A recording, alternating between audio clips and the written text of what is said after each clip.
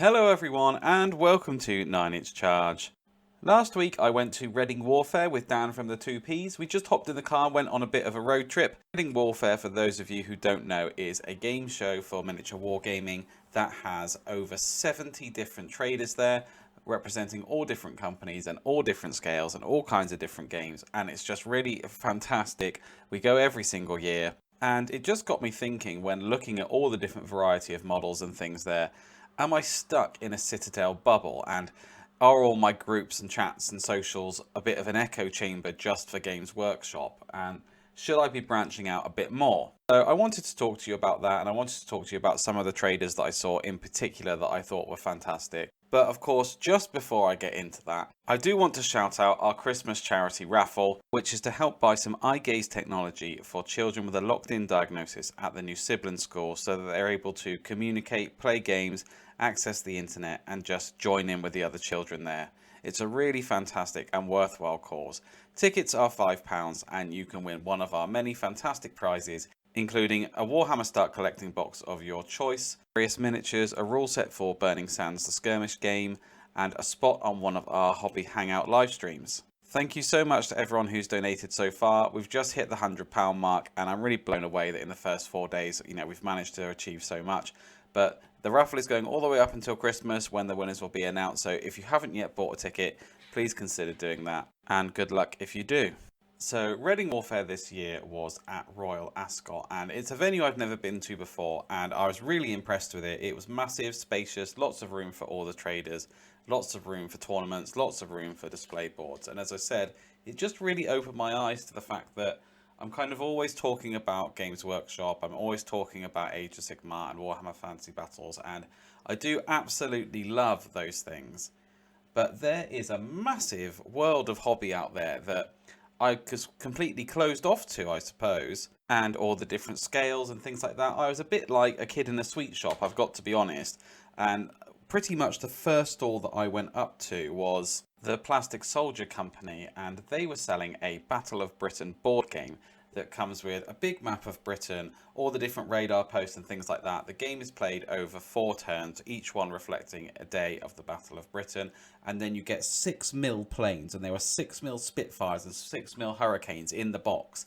And I thought, this looks brilliant. And when the bloke told me, he was halfway through explaining it to me and told me that it cost £10, and I just already had my money in my hand. Another real standout for me was Colour Forge, and they do a range of spray cans that are 500ml, so a bit bigger than the Games Workshop 400ml cans, and they're considerably cheaper. And they have a massive range, and they're all colour matched to various paints that you may know. So, for example, their Gauntlet Gold paint is colour matched to Retributor armour, and it costs £10 for 500ml. 400ml of that paint from Games Workshop that's currently out of stock on the web store would be £18.50. So it represents a massive saving. But not only that do they have those certain colour match paints that you might want, just the range is really massive. And for a long time I was a really big fan of the Army Painter spray range, because for me getting that first colour down as a base coat with a spray is a really important step to getting my models on the table quicker.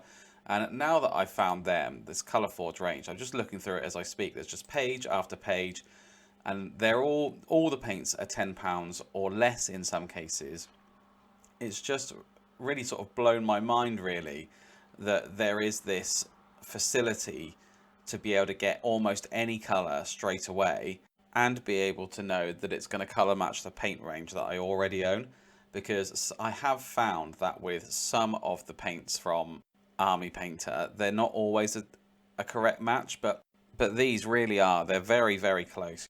And I felt that when I found that stand, my trip to Reading Warfare was just worthwhile in its own, just for having found that, because as people will know, just have a personal hang up about playing games with unpainted miniatures, and I love playing games, so I love having my miniatures all painted, and anything that just helps me one step along the way a bit quicker with that is just really, really welcome.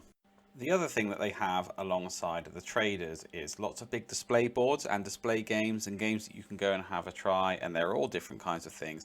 Aerial battles, historical battles, dinosaur battles. And again, I found myself really taken with that and quite excited, and by the end of the day I had my Battle of Britain board game, and I had various cards from different companies and things that I'm going to look up and use in the future for hobby tools and paints and all these different kinds of things.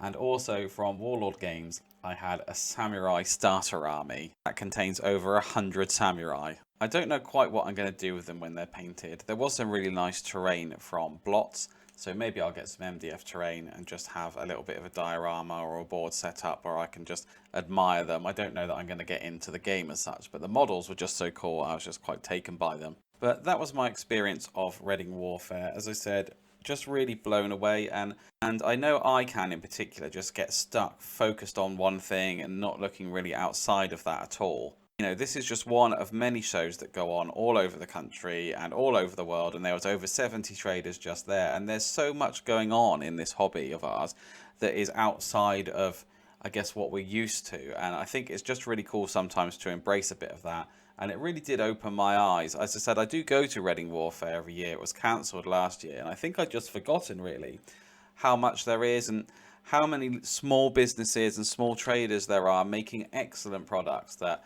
are equally as deserving of our time and our energy and our money. So I would really encourage everyone to have a look at these, and if you have any recommendations, please leave them in the comments and let me know. I'd love to go and check them out if you know anybody who is making something interesting. You know, you've got someone local to you or something that you swear by, or a little tip or trick from a company that you know about that maybe I don't.